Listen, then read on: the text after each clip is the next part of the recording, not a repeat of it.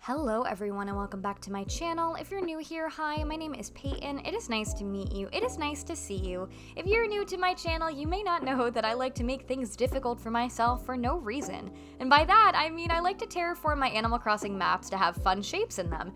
In the past, I've done a Starry Night Island, I've done a Murder Mystery Island with a train on it and question mark lakes, and for my new island, my Neon Halloween Island, I wanted to carry on the terraforming shape tradition, and I've actually terraformed several shapes already into my map, but today I'm going to be focusing on just one of them. I'm going to be showing you guys how to make a sunken pumpkin lake on your island. It doesn't need to be exactly like mine. Mine is a jack-o'-lantern. You could do just a regular pumpkin, and it doesn't even need to be sunken in at all. You could absolutely just do the pumpkin on the ground level. But before we get into it, please be sure to click the lovely like button if you haven't already, as well as subscribe. We would love to have you be a part of our crazy sloth family. I make lots of content every single week, and we'd love to see you there.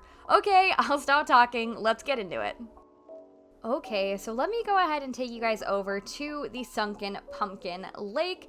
Before I decorated, this is what it's looking like. I did do all of this terraforming on stream, so I'm going to kind of show you a little bit of a recap of that, as well as give you the layout on how to actually do this. But this is what it looks like. It is quite large. You absolutely can do a scaled down version, I'm sure, but for me, I really wanted this to be the focal point of my island.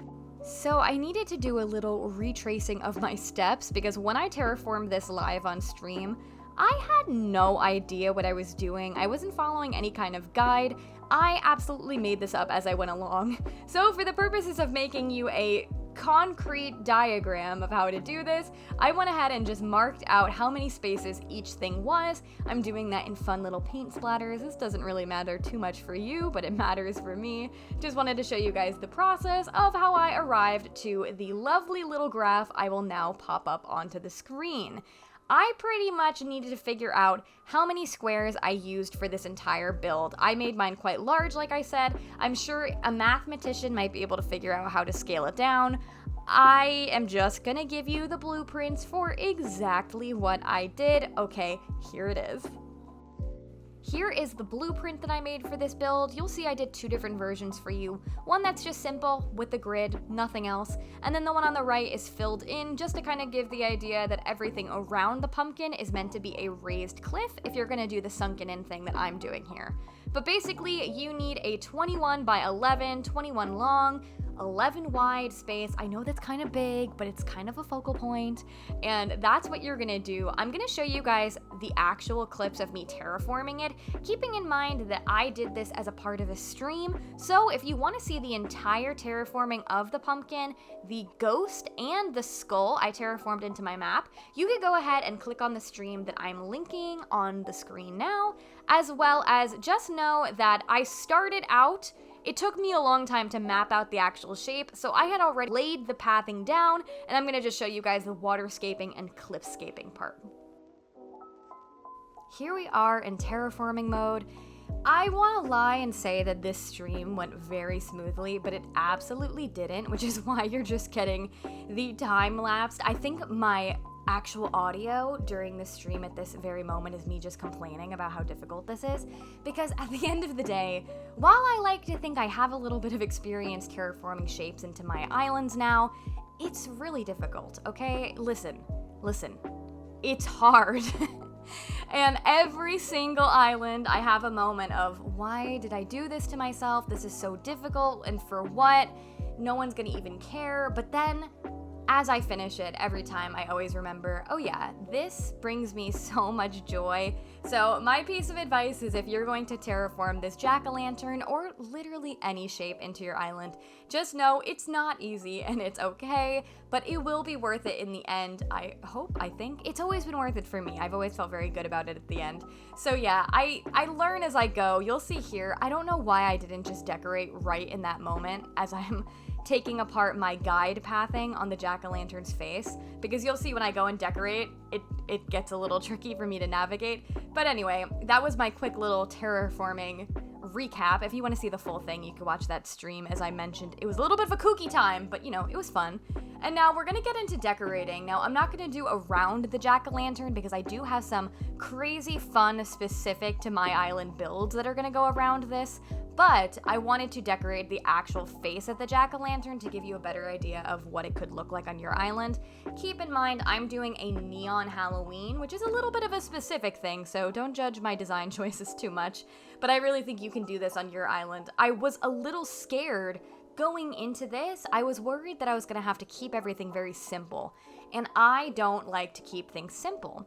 I was worried that if I put too many items on the jack-o'-lantern face, that it was not gonna look like a jack-o'-lantern anymore, and we would like lose the shape.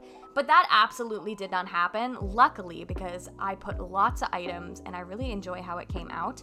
I knew that I wanted to keep it to my neon theme, have a lot of glow-in-the-dark items. My island is going to be at night, so the glowing things really work out. And again, you know, that's a major part of our theme. But since this is a jack-o'-lantern, I wanted to make this section a little bit pumpkin heavy. I'm also going to do a little bit of a pumpkin patch over near this area, so I kind of wanted to, you know, marry the kind of different sections we have going on.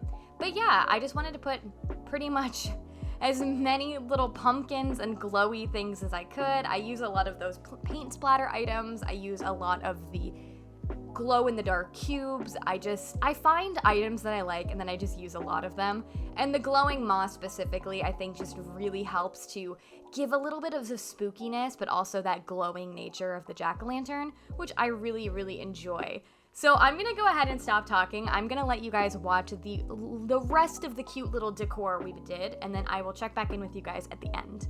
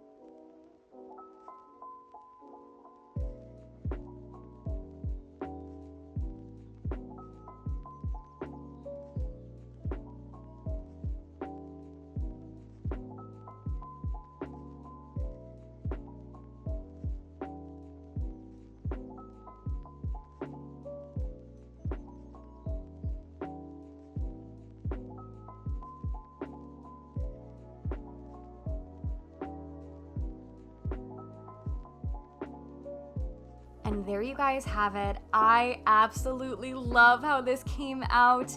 I think that you could do this jack-o'-lantern design for a multitude of themes. You know, you don't have to be doing a neon island like mine, but this is just to give you an idea of what this looks like on my island, all done and decorated. Thank you guys so much for watching this video. Here is the kind of like cliff level view. I really love it. It's kind of the thing of like, you almost don't know it's a jack-o'-lantern until you really look at it, which I really love. If you want to see more videos like this, more behind the scenes of crazy terraforming, please let me know. I do this on every single island, and it's a process that I don't always document, so if you want to see more, let me know. If you haven't already subscribed to the channel, please be sure to do so, and be sure to like and comment on the video on your way out.